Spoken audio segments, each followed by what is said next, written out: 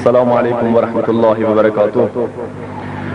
امیدواریم که قادر لایزال کریم با کمال ایزد ذوالجلال در این لحظات بسیار مبارک قلوب همه ما را از همه مصروفیت ها و مشغولیت های دنیا خالی و متوجه ذات احدیت خویش بگرداند و الله ذوالجلال قلم عفو در این روز مبارک به جولان درآورده و بر گناهان گذشته ما بکشد و این جمعه را توفیق عبادت آینده ما بگرداند.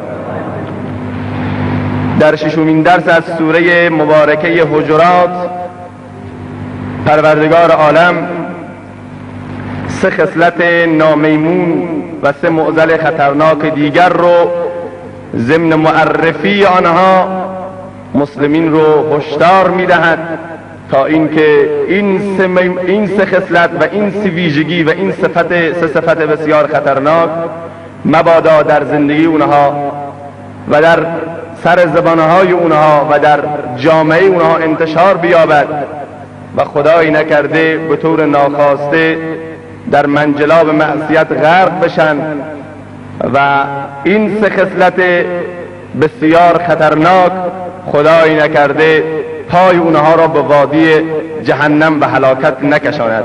پروردگارا به همه ما توفیق این رو عنایت بفرما تا از این سه خصلت و از همه خصلت‌های نامیمون و مذمومی که الله ذوالجلال در کتاب خودش و رسول خدا در احادیث بیان فرموده ما را توفیق اجتناب و پرهیز عنایت بفرما.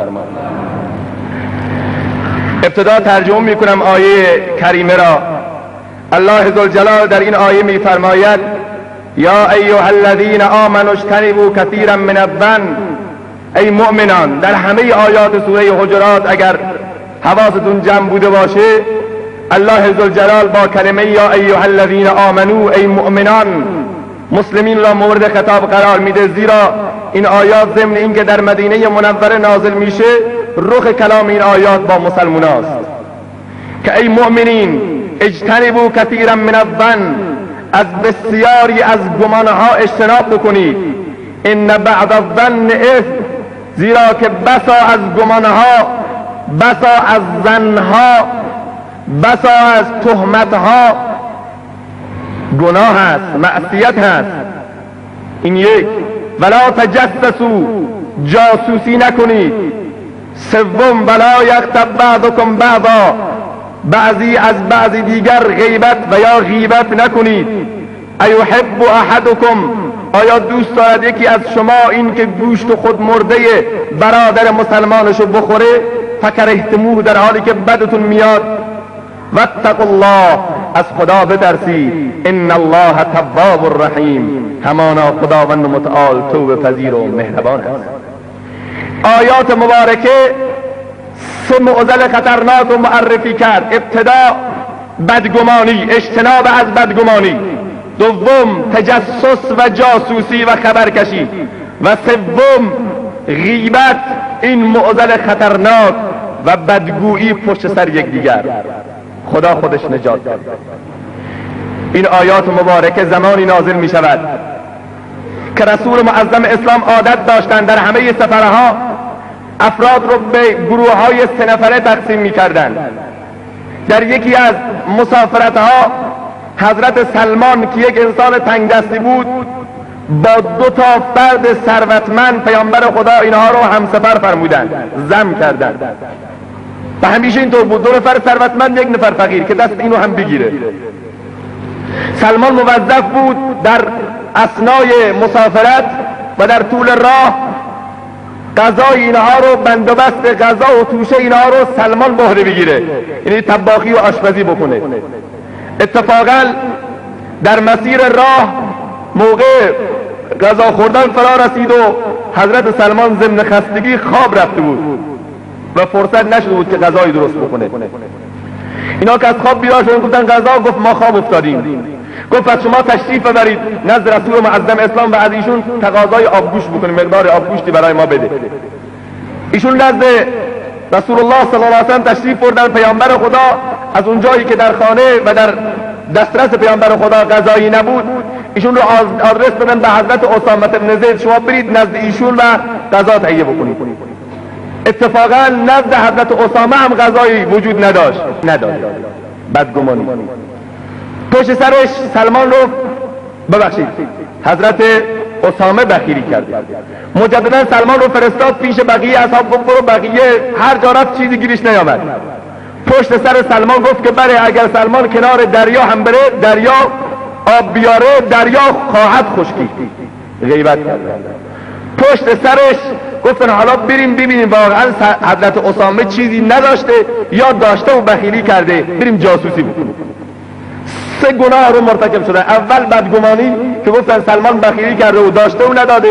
دوم غیبت کردن، گفتن که حضرت سلمان اگر کنار دریا هم بره دریا خواهد خشکی.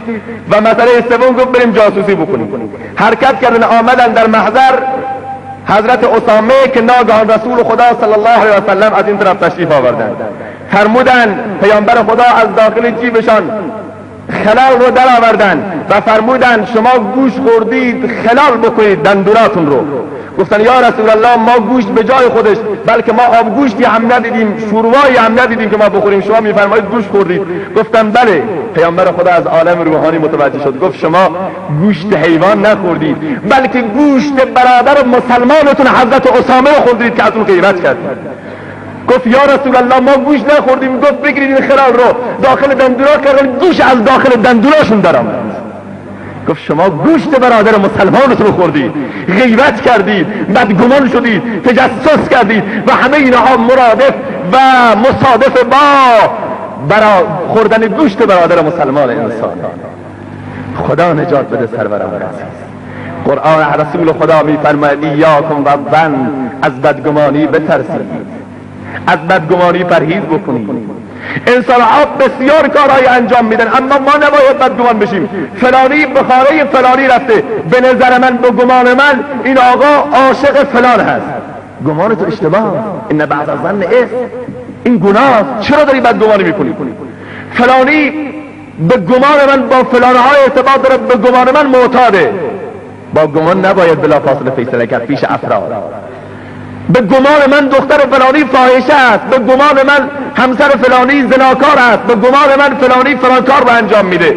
این گمان ها پله اول تهمت و بهتانه و تهمت و بهتان در شریعت مقدس اسلام باید 80 ضرب شلاق کسی که بهتان میزنه و تهمت میزنه باید بخوره.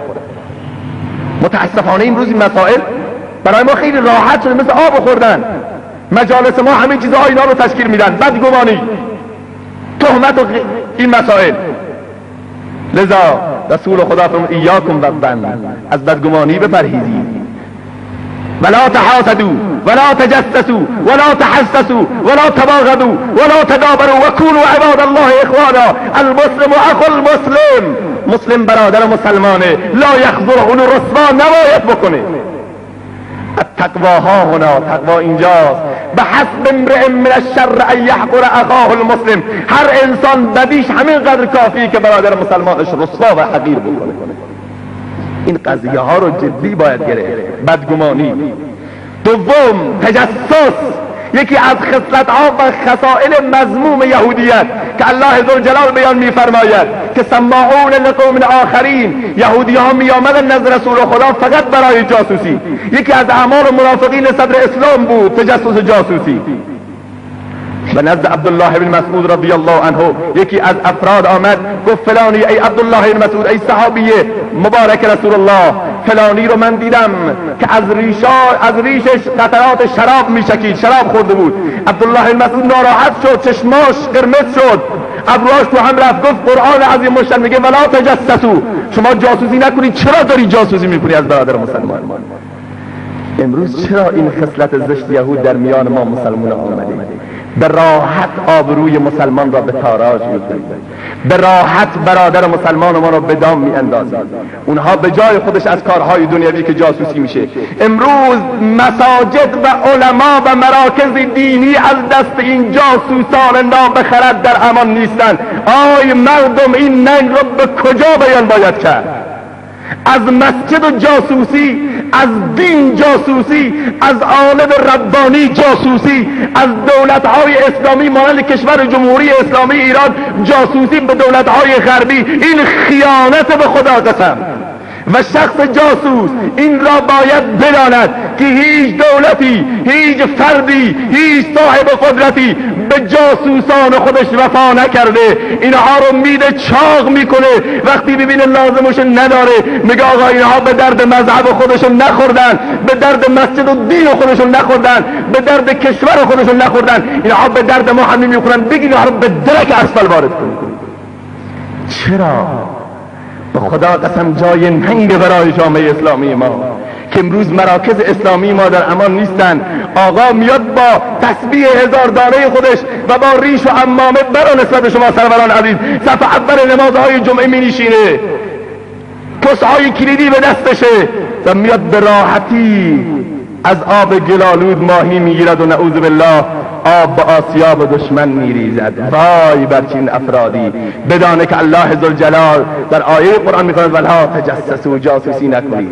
جاسوسی پایدار نیست. صفات بارز منافقینه. این جاسوسان فرزندان عبدالله ابن ابی و فرزندان عبدالله ابن سبع منافق یهودی است.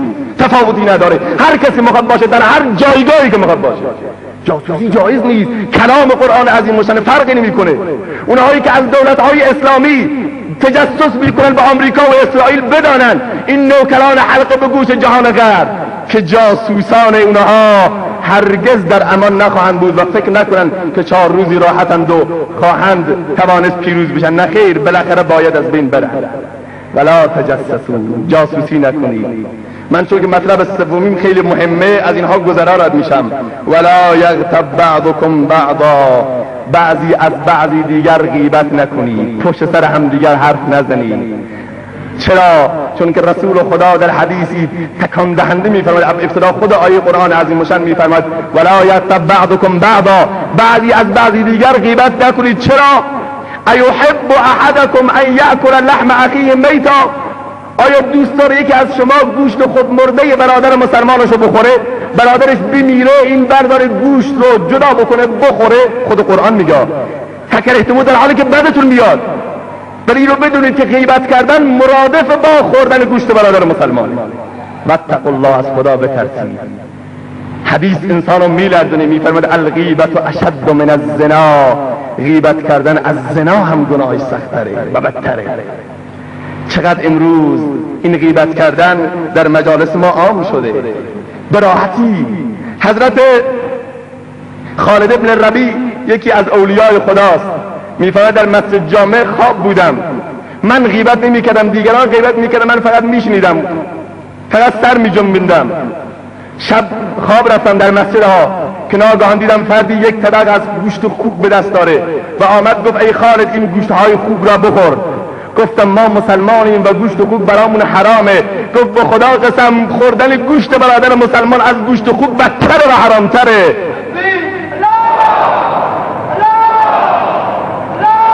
گفت چطور مگر؟ گفت تو دیشب غیبت کردی و به غیبت ها گوش دادی و شما فرقی نمیکنه، گوشت خوب به مراتب حلالتر از گوشت برادر مسلمانه. گفتم من نمیخورم، به زور تو دهانم جا داد. از خواب بیدار شدم، خدا شاهده میگه تا 40 روز زندگی منو نمیفهمیدم. بوی گندش نه تنها زندگی منو مختل کرده بود، بلکه در هر جامعه‌ای میرفتم و در هر مجلسی بوی گندی که از دهن من تراوش میشد و استجمام میشد همه اهل مجلس را متعفن میکرد و بیزار.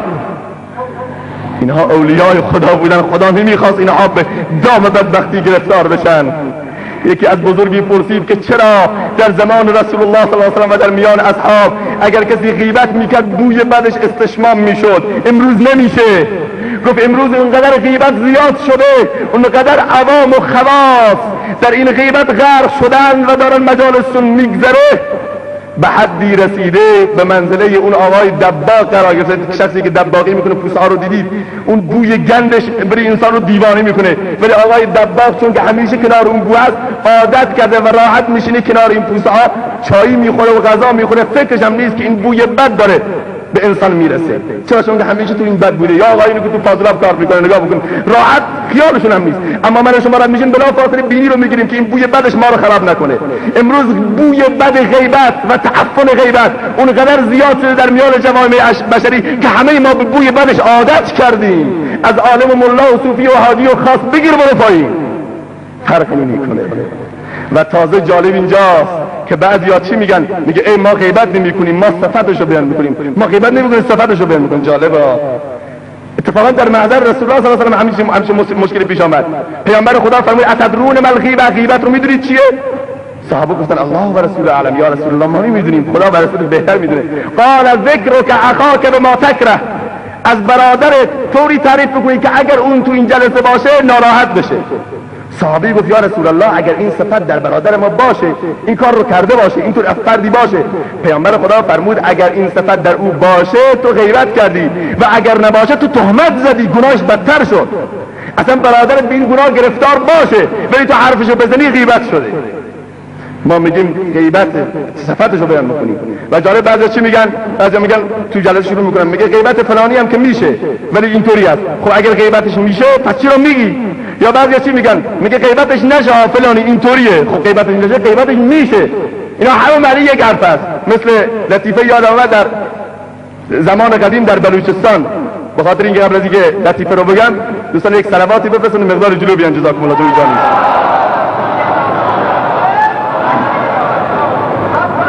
جزاکم الله خیر. جای خالی را پر بکنید دوستان، کمی برادرانی که از راه میان جا بشه.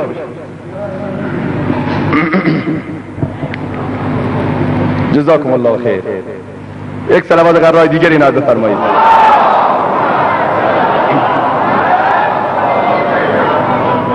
بله، هدف اینه که همه اینها یک معنی رو میده که چه بگی غیبت بکنم، غیبت فلانی نشه، غیبتش میشه. همینا یک معنی، غیبتش میشه. حالا تو هر طور مخاطب بگوی چون که بدگویی داری میکنی. میگه زمان قدیم در بلوچستان رسم بود کسانی که میخواستن داماد بشن یک شال قرمزی به عنوان افتخار تو سرشون میگذاشتن یا دور گردنشون و از دور هر کس میدید میگفت این داماد، یعنی نشانه دامادیش این. حالا ماشین گل میزنن، نمیدونم ریشه ها رو میتراشن، نمیدونم کپ میزنن و فلان میکنن. اون زمان این چیزا نبود دیگه. حالا یک گل اینجا میذارن، یک دستمال از اینجا آویزان میکنن، بند موبایل رو از اینجا آویزان میکنن. این علائم امروز است. زمان قدیم تو بلوچستان یک شال قرمز دور گردن مینداخت. یک داماد فقیری بود بیچاره، این شال نداشت، داماد رو شال نداشت. بعد آمد یکی از دوستاش گفت بابا من شالمو بهت میدم، مشکل نیست. گفت خیر و دست شما درد نکنه. بالاخره شال رو دور گردنش انداخت، صاحب شالم کنارش بود. هر کس رفتن در میان راه یک آقای آمد و برای عرض تبریک گفت داماد کیه؟ همین صاحب شال گفت داماد ایه ولی شالش مال منه. این خیلی ناراحت شد و برای مرد گفت مرد حساب تو آبروی ما رو بود یک شال دادی. این چی بود؟ داماد این شال مال منه. میخوای شالتو بدم؟ گفت نه. گفت پس دیگه آبروی ما رو نبر. گفت چشم خدا شاید دیگه نمیگه.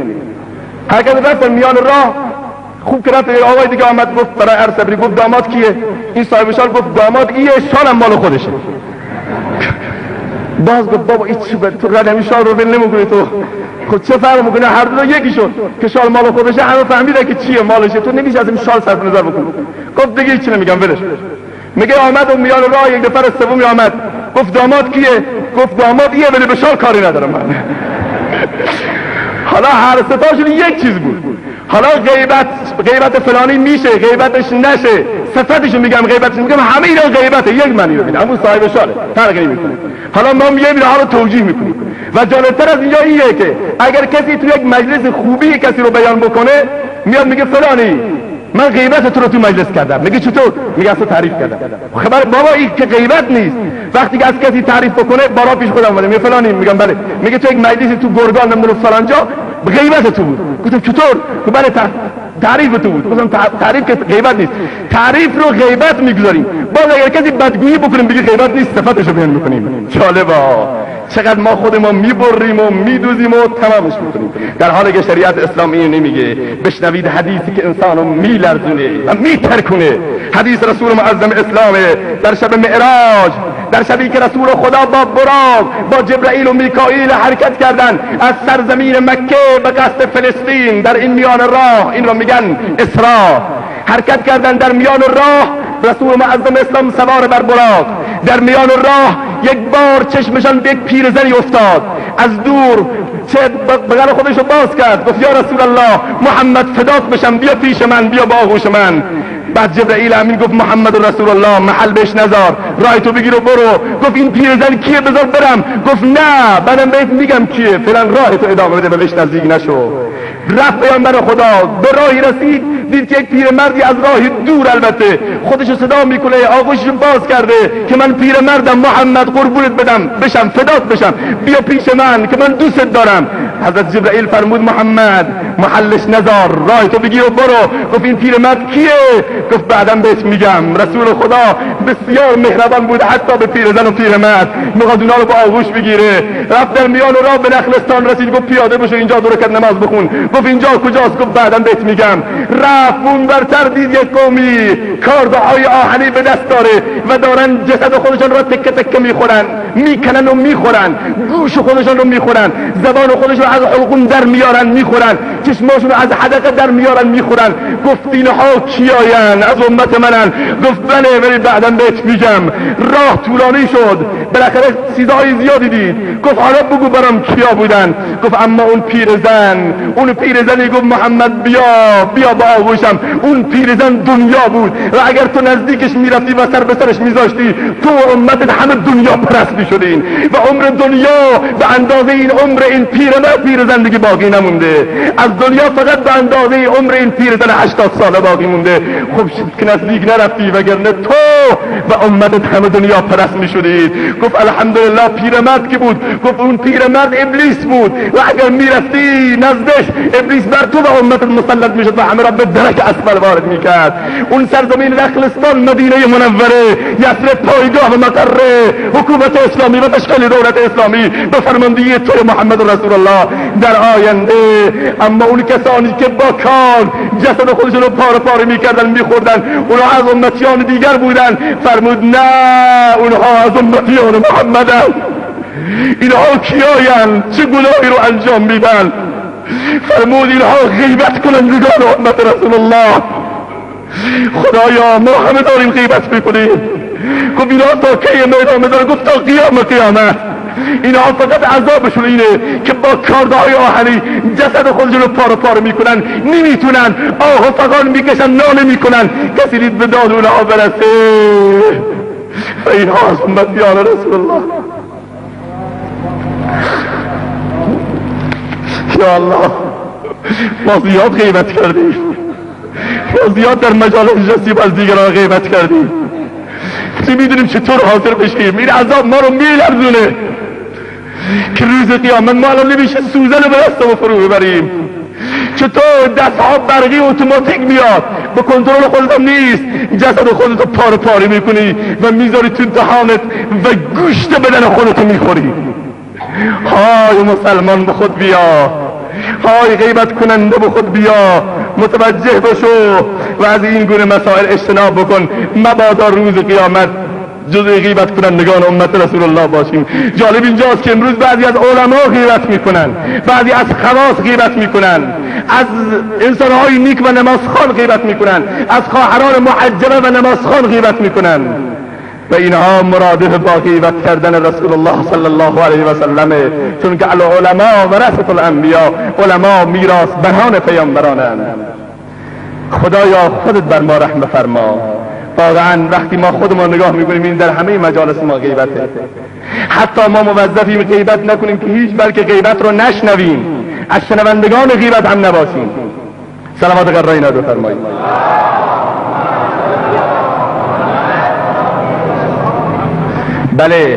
بله سروران گرامی، اگر کسی غیبت کرد، اگر از کسی دیگر غیبت کرد، کفارش چیه؟ چطور میتونه از گناه اون در بیاد؟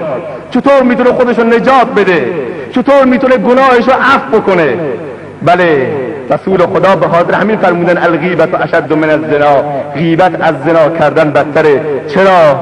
چون که در مورد حضرت ماعز اسلمی که از اصحاب رسول الله، ایشون زنا کرده بود. آمد پیش رسول خدا دیوانه‌وار، گفت یا رسول الله من زنا کردم، حکم اسلامی رو در من جاری بفرما. پیامبر خدا چهرهشو برگردون، گفت بلکه بذاره بره. حضرت ماعز از این طرف آمد، چون که میدانست عذاب جهنم سختره.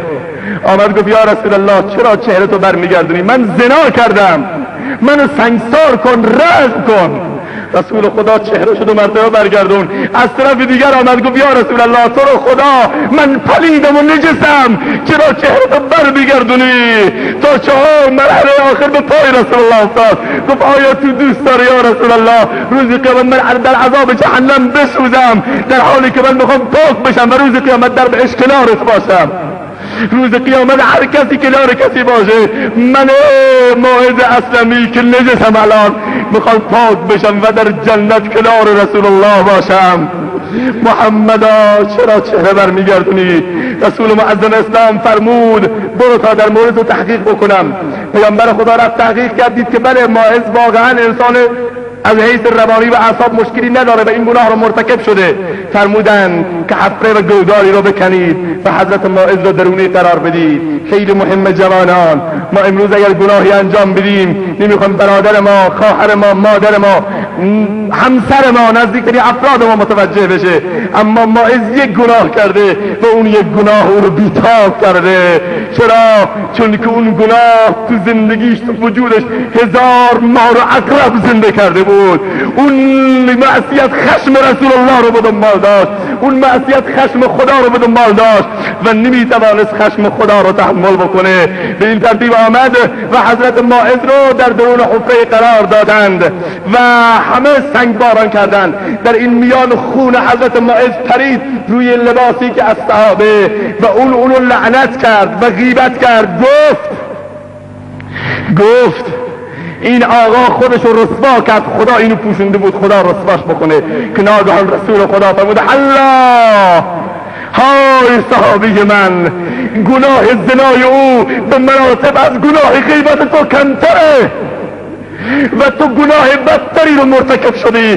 به خدا قسم اگر ثواب و اجر ماعز بین اهل مدینه تقسیم بشه همه گناهکاران مدینه منوره بخشیده میشن، اما تو نه، چون که غیبت برادر مسلمان رو کردی. بردارین خلالو و خلال کندن نوناتو گوشت برادر مسلمان خلال کرد، تکه های گوشت از دهان این در میامد، خون از دهان این فوران میزد بیرون. این همه غیبت، این همه غیبت، این همه بدگویی پشت سر یک دیگر، اینها رو با چه تاوانی میشه جبران کرد؟ رسول خدا میگه الغیبت اشد من الزنا، غیبت از زنای ماعز بدتره. چرا؟ چون که زنا حق الله، متعلق به خداست و ممکنه خدا ببخشه و ممکنه عذاب بکنه، اما غیبت برادر مسلمان این حق یک فرد نیست، حق خدا نیست، حق فرده.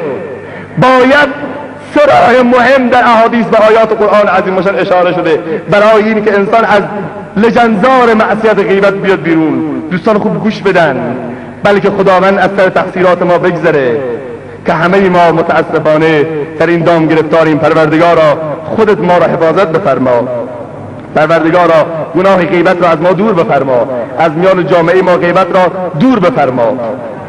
سه راه رو، اول پیامبر خدا میگه فلیتحلل، باید بری حلالیت بطلبه. این نخستین راه.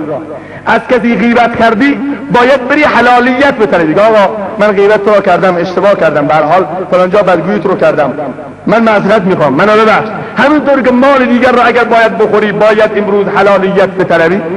همینطور اگر کسی خون کسی رو بریزی تفاوتی نداره. رسول معظم اسلام فرمودند ان دماءکم و اعراضکم و اموالکم حرام علیکم که حرمت یومکم هذا فی شهرکم هذا فی بلدکم هذا. پیامبر خدا ریختن خون، بردن آبرو و خوردن مال رو همه رو در یک ردیف قرار داده. کسی به کسی تعرض بکنه خونشو بریزه، کسی به کسی تعرض بکنه مالشو ببره و کسی که آبرویشو ببره با هر قیمتی تفاوتی نداره. اینها همه در یک مرحله هستن. همونطوری که باید از صاحب خون حلالیت طلبیم، همونطوری که از صاحب مال باید حلالیت بطلبیم، همونطور باید از صاحب آبرو، از کسی که غیبت کردیم باید حلالیت بطلبیم. این یک. مسئله دوم و راه دوم که مقدار امیدوار کننده تره، رسول خدا حضرت انس رضی الله عنه میفرماید که رسول الله صلی الله علیه و آله فرمودن ان من کفاره الغیبه ان تستغفر لمن اغتبته. یکی از راههای کفاره غیبت اینه که برای کسی که از او غیبت کردی استغفار بکن، بگو اللهم اغفر لی و له. همش برایش طلب استغفار بکن. از کسی تو مجلس غیبت کردی دور که نماز براش بخون، بگو خدایا من نمیتونم برم پیشش، زیرا که من برم پیشش بگم ازت غیبت کردم شاید بیشتر ناراحت بشه، اون الان خبر نداره، ولی من برم پیشش بگم اون شاید بیشتر ناراحت بشه. لذا پروردگارم من طلب استغفار میکنم، اللهم اغفر لی و له. خدایا هم منو ببخش غیبت کردم و هم گناهان او رو ببخش که گناهان او رو کم کردم من. حضرت حسن بصری رضی الله تعالی عنه و رحمت الله علیه میفرماید یک شخصی آمد گفت که ای حسن، گفت چیه؟ گفت فلانی از تو غیبت کرده. گفت کی؟ گفت فلانی بدگویی تو رو در فلان مجلس کرده. حرکت کرد حضرت حسن بصری یک طبقی را پر از میوه و یا پول و درهم کرد، حرکت کرد رفت راهی خانه اون آقا شد، در خانه شد، در زد، در رو باز کرد، گفت چیه؟ گفت اینا هدیه است مال شما. گفت چرا؟ من چرا هدیه بگیرم؟ تو به حق من نیکی کردی. چطور؟ گفت تو پشت سر من غیبت کردی و از گناهان من کاستی، گناهان منو کم کردی، من دلیل من به یک تشکر بهت بدهکارم، بنابراین هم مال شماست، این هدایا بفرمایید استفاده بکنید. در مورد امام ابو حنیفه رحمت الله علیه چنین قضیه رو بیان میکنه. حالا ما اگر یکی بیاد گواه بگم فلانی پشت سر تو حرف زده، ما چیکار میکنیم؟ ما چه عکس العمل نشان میدیم؟ تمام هم و غم ما رو جب اون آقا میشه و سعی میکنیم به هر طریق ممکن، چه غیبت، حتی تهمت و بهتان. چرا؟ چون که پشت سر ما حرف زده، آبروی ما برده، ما باید آبروی رو 10 برابر ببریم، در 10 مجالس رو حرف بدش میگیم، در حالی که این خلاف اسلامه، خلاف دستورات اسلامه، خلاف دستورات نوین رسول معظم اسلامه، خلاف اخلاق اسلامی است و اخلاق نبوی. پس دومین راهکار اینه که ازش استغفار بکنید، براش استغفار بکنید.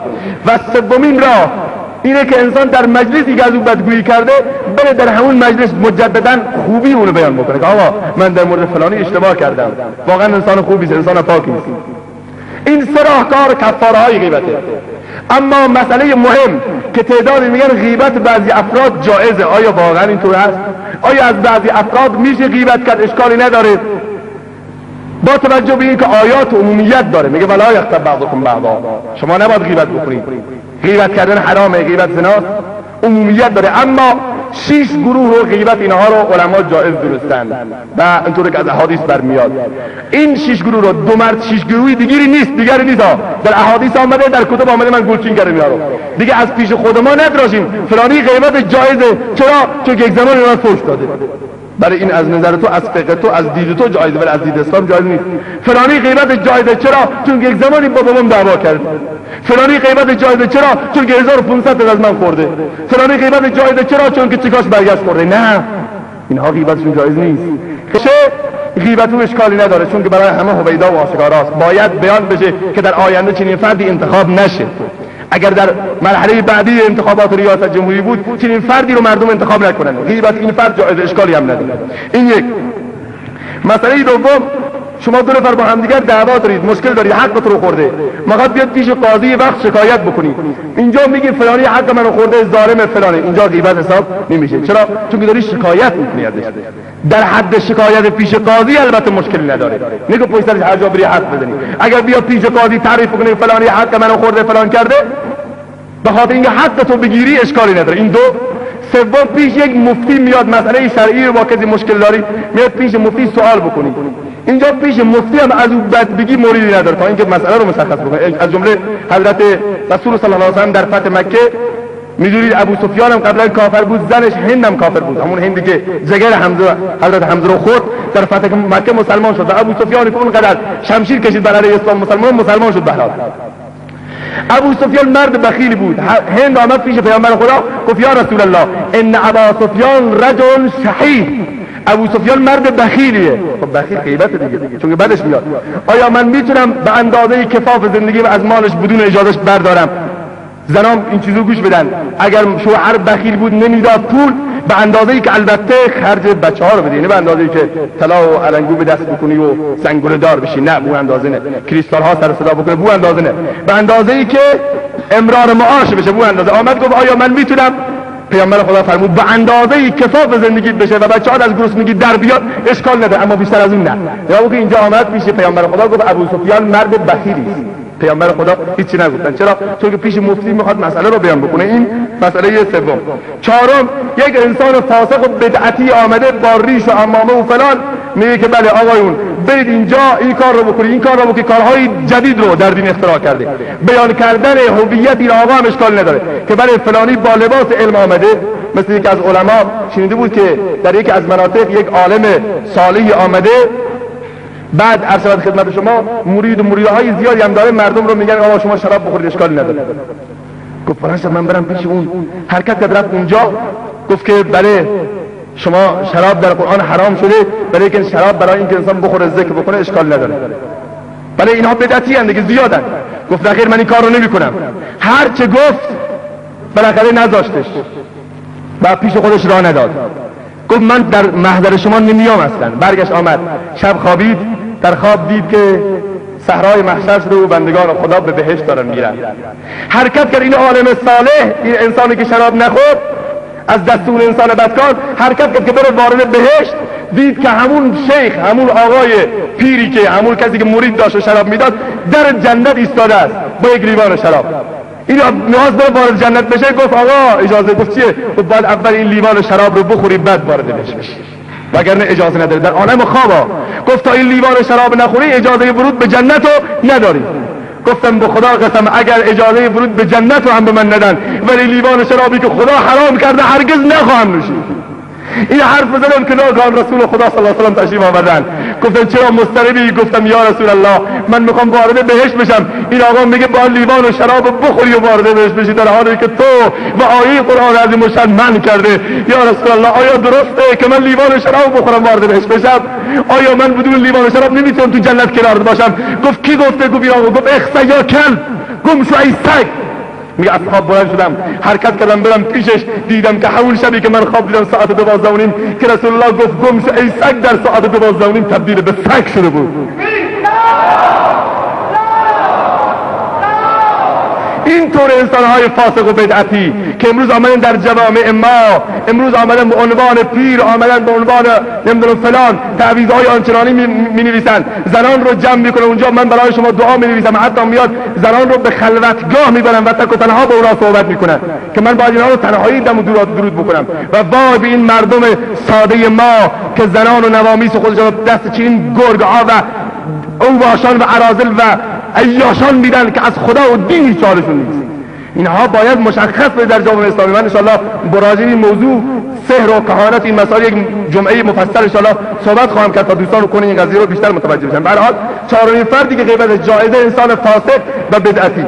پنجم، کسی از شما مشوره میگیره برای یک امر خیری، مثلا یک آقا میخواد فلانی رو دامادش بکنه، میاد رفیقت میگه فلانی چطور از نظر شما؟ اینجا موظفی که باید بگی، اینجا موظفی چون که پای یک عمر زندگی در میونه، اینجا موظفی که خصال بدی هم داره بگی، خصال خوبی هم داره بگی، همه رو بیان بکنی. ولی آقا بدی رو داره واقعا، این انسان عیاشی است، انسان پس فطرتی است، فلانی است، البته راست باشه، دروغ بگی بهتان زدی. این پنج. و ششمی، کسی رو انسان فکر میکنه که دیگران منکرات رو انجام میدن، اعمال زشت رو، ولی فردی میتونه جلوگیری بکنه. مثلا بابا یک فرده میگه آقا بچه تو معتاده، بچه تو چشم چرانه، این شکایت میکنی پیش باباش تا جلو رو بگیره، اشکالی نداره. پس این 6 تا شد، دیگه هفتمی وجود نداره.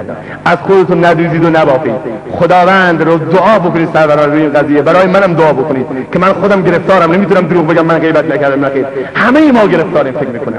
هیچ کس نیست که از این گناه و از این معضل خطرناک در امان باشه، اما قرآن عظیم الشان میفرماید هر کس که غیب خودشون رو جدا میکنن با دست، در روایت میاد با کاک، در روایت با ناخنهای خودشان گوشت بدن خودشان رو تکه تکه و پاره پاره میکنن. خدایا به برکت این روز مبارک، به برکت این نماز پرفیض جمعه، به برکت این محفل بسیار نورانی، این معضل غیبت را از میان جامعه ما بردار. پروردگارا همه ما را از این گناه و معصیت دور بفرما. پروردگارا مودت و محبت و الفت و عطوفت را در میان مسلمانان احیا بفرما. پروردگارا کسانی که غیبت میکنن اونها را توفیق پرهیز از غیبت عنایت بفرما. و روز قیامت ما را از این عذاب‌هایی که در احادیث بیان شده خدایا خودت ما را نجات بده ان شاء الله.